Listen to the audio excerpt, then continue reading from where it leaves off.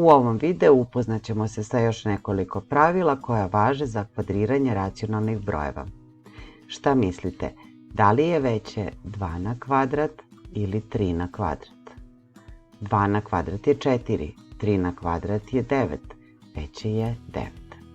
Da li je veće 6 na kvadrat ili 4 na kvadrat?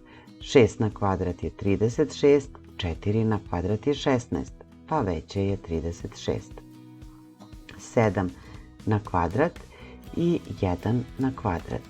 7 na kvadrat 49, 1 na kvadrat je 1, dakle veće 49. Dakle, ukoliko su brojevi pozitivni, veći kvadrat ima veći broj.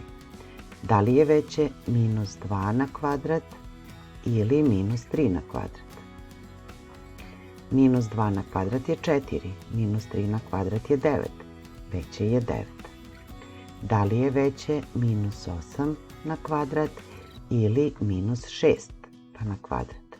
Minus 8 na kvadrat je 64, a minus 6 na kvadrat 36, pa veće je 64. Minus 1 na kvadrat i minus 2 na kvadrat. Minus 1 na kvadrat je 1, minus 2 na kvadrat je 4, veće je 4.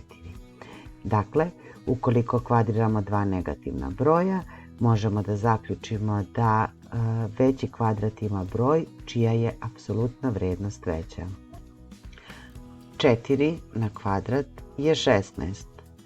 8 na kvadrat je 64. Recimo 10 na kvadrat je 100.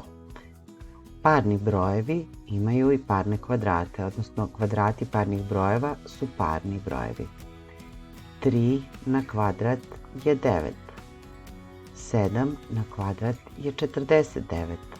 11 na kvadrat je 121. Neparni brojevi imaju neparne kvadrate.